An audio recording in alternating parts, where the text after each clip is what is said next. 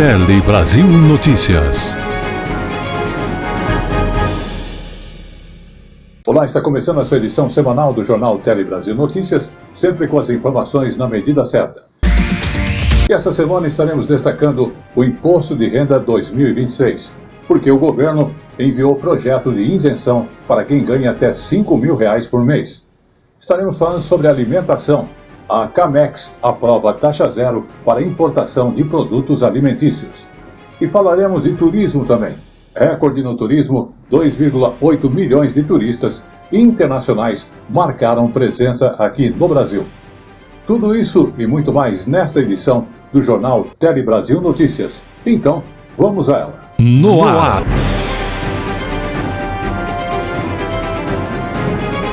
Tele Brasil Notícias.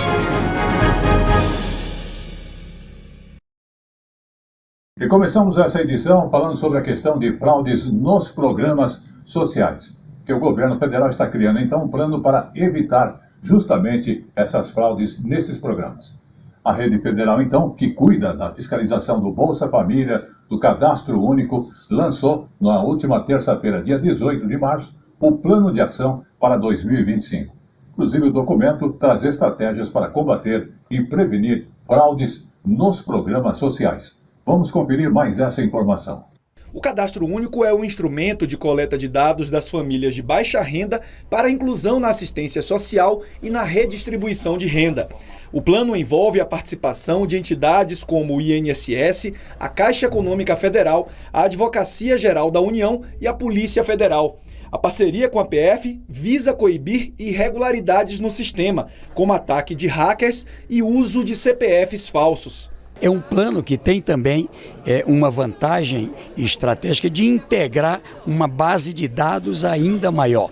A integração é com um conjunto de atores que atuam na fiscalização em cada estado, na área federal, e com isso permite as condições de melhor resultado, ou seja, garantir que o direito seja assegurado, não faltarão recursos para garantir o pagamento de todos os direitos a quem tem direito, mas também queremos combater fraudes, queremos combater irregularidades e, com isso, mais eficiência, fazer com que o dinheiro do povo brasileiro seja aplicado realmente como manda a lei. Entre 2023 e 2024, o governo cancelou 4,1 milhões de pagamentos irregulares do Bolsa Família e do benefício de prestação continuada. De hoje até o dia 31, cerca de 20,5 milhões de famílias receberão o pagamento do Bolsa Família de março. São quase 54 milhões de pessoas contempladas em todos os municípios brasileiros. Vamos falar agora do Imposto de Renda 2026. O governo enviou um projeto de isenção para quem ganha até R$5.000 por mês. Exatamente, ao enviar esse projeto ao Congresso, na última terça-feira também, dia 18, a proposta que amplia justamente a isenção do Imposto de Renda para quem ganha até R$5.000. Mas fica aí a questão do alerta, porque a isenção aprovada pelo Congresso só vale a partir do ano que vem. Para declarações que já estão ocorrendo, está isento quem recebe até R$ 2.824. Vamos conferir. Se o projeto for aprovado no Congresso Nacional, 10 milhões de pessoas vão ser beneficiadas com a medida. São as pessoas que ganham até R$5.000 por mês, como você falou. Além disso, para quem ganha entre R$5.000 e R$7.000, haverá um desconto parcial, reduzindo o valor que é pago atualmente. Ontem, o ministro da Fazenda, Fernando Haddad, adiantou que já sabe que vai deixar de arrecadar 27 bilhões de reais em 2026, com menos pessoas pagando o IR. Para compensar essa perda de arrecadação, deve ser criado um imposto mínimo para quem ganha acima de R$50.000 por mês, tanto pessoas físicas quanto empresas. Além disso, o ministro garantiu que não vai mexer com as deduções legais. E a Receita Federal começou ontem a receber as declarações do imposto de renda da pessoa física deste ano. Os contribuintes que preferem fazer pela declaração pelo modelo pré-preenchido já podem enviar o documento. Mas atenção, como a Receita ainda está atualizando os dados apenas no dia 1º de abril, todas as informações de rendimentos e pagamentos estarão completamente carregados no sistema. Vamos ver mais detalhes na reportagem a seguir. A entrega da declaração do imposto de renda pessoa física pode ser feita até o último minuto do dia 30 de maio. Entre os critérios que obrigam a declaração está quem ganhou mais de R$ 33.888 de renda tributável no ano, como salários, aposentadoria e aluguéis. Quem obteve receita bruta de atividade rural de R$ 169.440 e quem teve ganho na venda de bens, como casa e carro. O primeiro lote de restituição será pago em 30 de maio e o último em 30 de setembro. Eles serão liberados considerando prioridades por lei, seguindo a seguinte ordem: pessoas com idade a partir de 80 anos, pessoas com idade a partir de 60 anos, com deficiência ou com doença grave, quem tiver com maior fonte de renda ou magistério, quem utilizar a declaração pré-preenchida e conjuntamente optar por receber a restituição por Pix. Na sequência, quem fizer apenas uma dessas opções e, por fim, os demais contribuintes. A parcela dos contribuintes que podem alcançar uma restituição na sua declaração, como antes eles entregarem a sua declaração, mais rápido será o lote de restituição. Então, a chance de cair no primeiro lote ou no segundo é muito maior caso a declaração tenha sido entregue logo nos primeiros dias do prazo.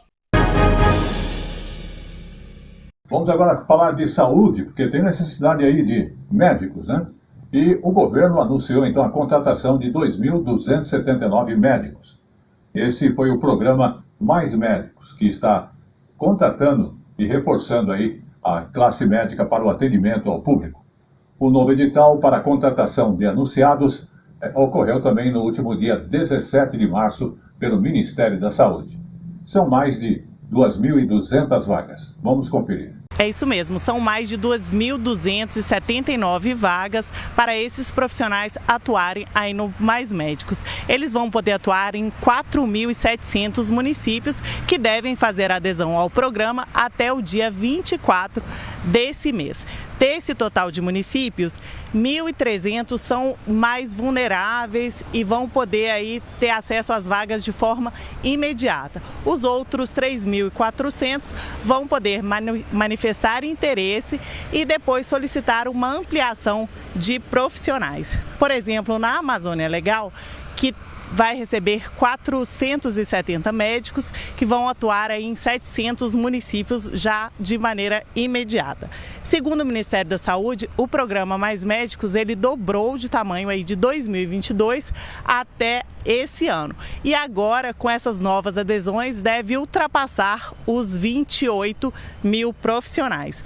Hoje também o Ministério da Saúde recepcionou mais de 400 médicos formados no exterior que vêm atuar aí no programa Mais Médicos em 180 municípios e em 15 distritos sanitários de saúde indígena. Esses médicos vão poder contar com um revalista justo, que é aquela prova para fazer a adesão para poder trabalhar no Brasil. Vamos agora falar da área comercial. A montadora Toyota anunciou um investimento em torno de 11 bilhões de reais aqui no Brasil. É um investimento que envolve aí a questão nesse valor aqui no Brasil, incluindo a construção de uma nova fábrica para a produção de modelos Hydroplex. A nova fábrica terá capacidade produtiva de 100 mil carros por ano, inclusive com a presença do atual presidente da República no evento de lançamento. Vamos conferir. Como diversos outros países, o Brasil sofre há anos com um fenômeno chamado de desindustrialização. É a perda de indústrias e o crescimento de setores menos complexos, como de serviços. Para o panorama de empregos, pode não ser um problema, já que um setor compensa o outro. Mas para a economia é um movimento perigoso no longo prazo e que também gera empregos de menor qualidade. Agora, um esforço pode reverter essa tendência. Montadoras estrangeiras estão anunciando investimentos no Brasil. Hoje foi a vez da Toyota. A primeira fábrica da montadora fora do Japão foi construída aqui, no ABC Paulista, em São Bernardo do Campo. A de Sorocaba, no interior do estado, está em expansão. No mês que vem, inicia a produção de veículos híbridos flex e está prevista ainda a produção de novos modelos híbridos. A Toyota anunciou o maior plano de investimentos da história da montadora para o Brasil. 11 bilhões e 500 milhões de reais até 2030. 5 bilhões de reais já para o ano que vem, quando deve ficar pronta a nova fábrica da montadora aqui em Sorocaba. Com a nova planta, a montadora aumenta em 50% a capacidade produtiva aqui em Sorocaba, 100 mil veículos por ano. A nova fábrica adensa a cadeia produtiva e estimula a indústria de peças, de componentes e de sistemas de tecnologia de ponta, o que deve gerar 10 mil empregos. O outro efeito positivo é que o produto industrial tem geralmente maior valor agregado nos produtos do que a produção do agronegócio e do que arrecadamos nos serviços. Muito bem, vamos falar então de alimentos, porque a Camex aprovou a taxa zero para a importação de produtos alimentícios. Exatamente, o imposto zero de importação para 11 produtos alimentícios que foi aprovado por todos presentes ali pela Câmara do Comércio do Exterior, a Camex. Vamos saber mais detalhes na informação desta reportagem. Desenvolvimento, Indústria, Comércio e Serviços considera que a redução tarifária pode permitir a importação dos produtos selecionados a custos menores, aumentando a disponibilidade desses itens no mercado interno e, consequentemente, reduzindo o risco de desabastecimento e garantindo condições dignas de subsistência à população. Estima-se que famílias de baixa renda destinem até 40% do que ganham para se alimentar. De acordo com o texto publicado hoje no Diário Oficial da União, os alimentos que terão imposto de importação zerados são o azeite, que antes era taxado em 9%, o milho, que tinha taxa de 7,2%, o óleo de girassol, cujos impostos chegavam a 9%, a sardinha, taxada em até 32%, biscoitos, que tinham impostos até 16,2%, massas como macarrão, que tinham taxas de 14,4%, tanto o café torrado quanto o café não torrado em grãos, tributados em 9%, as carnes desossadas de bovinos congeladas, que tinham 10,8% de impostos, e o açúcar, antes taxado em até 14%. Outro produto incluído na lista foi o óleo de palma. A cota de importação desse óleo aumentou de 60 mil para 150 mil toneladas por 12 meses. São medidas emergenciais para reduzir imposto, para reduzir custo de alimento e ajudar nesse momento excepcional a reduzir a inflação, especialmente a inflação de alimentos. Com a medida, o Ministério também quer frear a alta de preços e contribuir para o cumprimento da meta do Índice Nacional de Preços ao Consumidor Amplo, IPCA, que é o índice oficial de inflação no país. Vamos agora falar de educação, mas do ensino superior, porque cresceu o número de matrículas no ensino superior em todo o país. O crescimento foi de 5% de 2022 para 2023. Um aumento que foi impulsionado pela rede privada, que hoje concentra de 8 a 10 matrículas. Os dados são do mapa do ensino superior no Brasil. Vamos conferir. Os dados apontam que de cada 10 inscritos no ensino superior, 6 estão na modalidade de educação à distância, EAD, e 4 no ensino presencial. Só que a EAD é a que concentra a maior taxa de desistência. De cada 10 inscritos, 6 desistem do curso. A rede privada concentra 95% das matrículas na educação à distância e também a maioria no ensino presencial, são 63% de inscritos. E com a concentração de alunos na rede privada, políticas públicas de financiamento, como o FIES e o ProUni, são bem importantes para garantir o acesso e a permanência de jovens, de estudantes de baixa renda. Só que a pesquisa mostra aí que houve uma redução expressiva de bolsas concedidas pelo ProUni e dos contratos firmados pelo FIES no período de 2013 a 2023, o que dificulta o acesso dos estudantes. Em 2014, o FIES passou dos 730 mil contratos, mas em 2023 o número foi de 112 mil e nem a metade aí foi preenchida. E o que explica isso são as regras que ficaram mais restritivas para os candidatos. E chegou agora no Tele Brasil Notícias o nosso Momento Jurídico. Momento Jurídico hoje aborda a questão do dinheiro de investidores que não pertence à corretora e pode ser restituído na falência da mesma. Dinheiro de investidor não pertence à corretora e pode ser restituído na falência, decide terceira turma do Superior Tribunal de Justiça. CDB, LCI, Tesouro Direto. Não faltam opções para quem quer investir e fazer render o dinheiro. E as corretoras oferecem possibilidades para os investidores mais ousados e os mais conservadores, que não querem arriscar tanto. Em um caso que chegou aos tribunais, um investidor ajuizou a ação para receber de volta o dinheiro que havia sido depositado para compra de títulos e valores mobiliários. Isso porque a corretora faliu. Segundo o autor, quando a liquidação judicial da corretora foi decretada, ela estava de posse do dinheiro dele. O juízo de primeira instância negou o pedido, por entender que o autor assumiu os riscos ao deixar o dinheiro na conta da corretora. Mas o Tribunal de Justiça de São Paulo determinou a restituição dos valores custodiados pela corretora. No recurso ao STJ, a massa falida sustentou que os casos de restituição de valores na falência são taxativos, razão pela qual não deveria ser obrigada a restituir os valores em questão. O relator, ministro Ricardo Vilas Boas Cueva, disse que a intermediação feita pelas corretoras no mercado de capitais é diferente da realizada pelos bancos comerciais no mercado financeiro, em sentido estrito. Enquanto os valores depositados integram o patrimônio dos bancos, o dinheiro custodiado pelas corretoras não faz parte do seu patrimônio. Dessa forma, os ministros concluíram que é possível a restituição em dinheiro de valores de titularidade dos investidores que estavam depositados na conta de corretora falida, porque os valores não chegaram a ingressar no patrimônio da corretora e, por isso, podem ser objeto de pedido de restituição. Vamos agora falar então do governo federal que lançou linha de crédito para empregados CLT. É o registro em carteira. O governo federal lançou na quarta-feira, dia 12 de março, esta linha de crédito para trabalhadores da iniciativa privada. Então, empregados rurais e domésticos, por exemplo, vão ter acesso ao empréstimo mais barato em mais de 80 instituições financeiras, que operam, inclusive, juntas ao INSS. Vamos observar.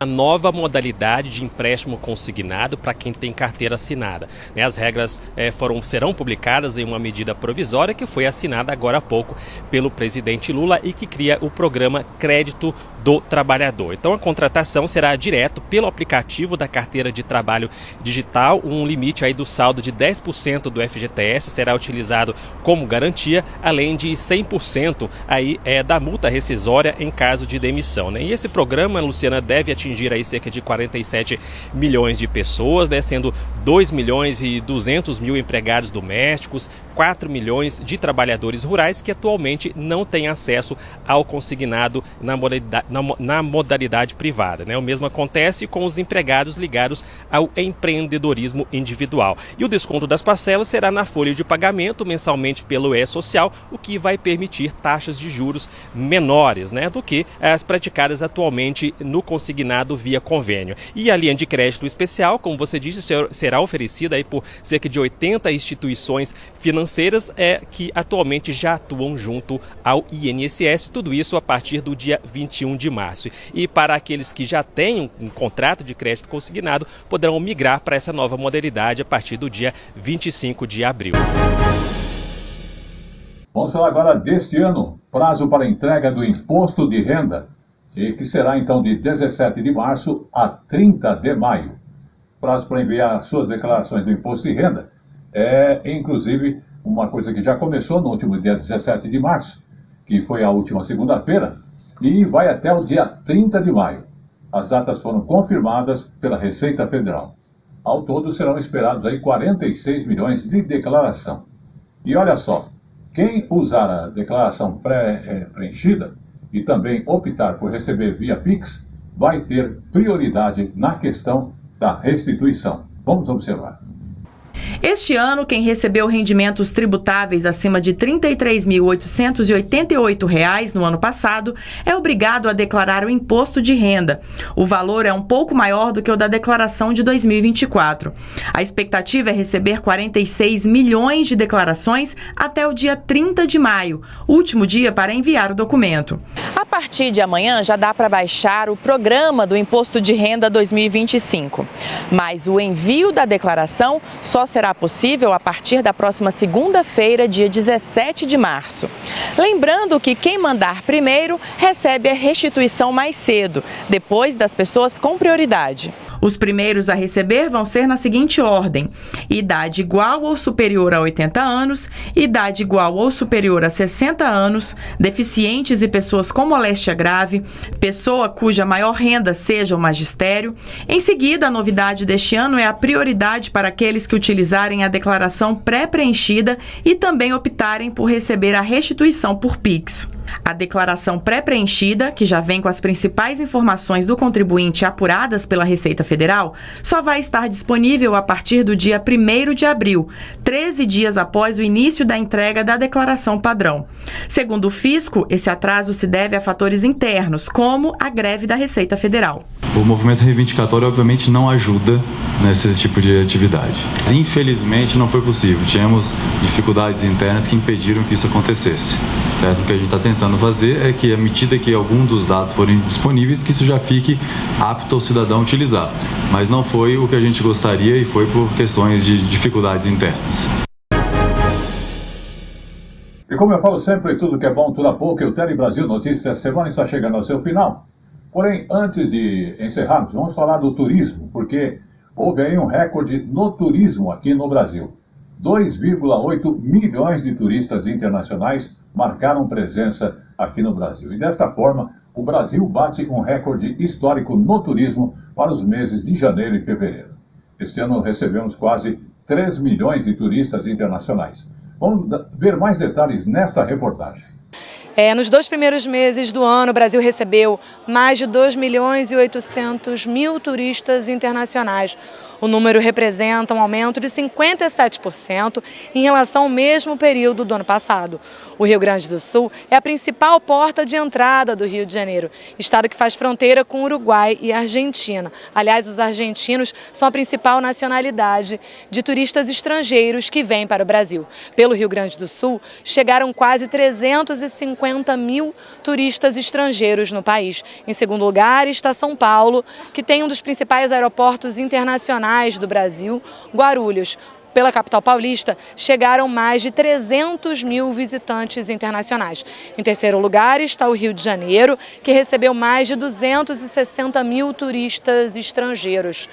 E agora vamos conferir um balanço da chegada de turistas internacionais no país para os últimos 5 anos. Vamos conferir? Segundo a Embratur, entre janeiro e fevereiro de 2021, foram mais de 120.000 turistas internacionais no Brasil. Já em 2022, durante esses 2 meses, foram mais de 638.000 turistas, representando um aumento de mais de 400% em comparação com o ano anterior, uma recuperação do turismo pós-pandemia.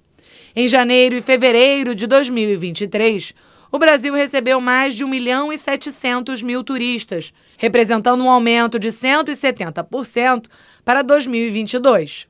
Já em 2024, nos meses de janeiro e fevereiro, o Brasil recebeu um pouco mais de turistas comparando com o ano anterior. Foram mais de 1.790.000 turistas internacionais, um aumento de apenas 3%. Entre janeiro e fevereiro deste ano, um recorde.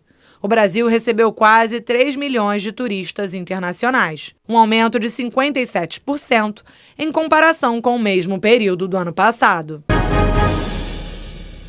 E este foi o Tele Brasil Notícias da semana, que agradece a sua audiência e também a todo o trabalho de nossa equipe de produção Inclusive, você acompanha as informações através do Facebook ou YouTube, Jornal Tele Brasil Notícias, ou mesmo ainda através também do Facebook A Hora da Notícia. E com esta última informação e orientação para você, vamos ficando por aqui e estaremos de volta na semana que vem. Até lá!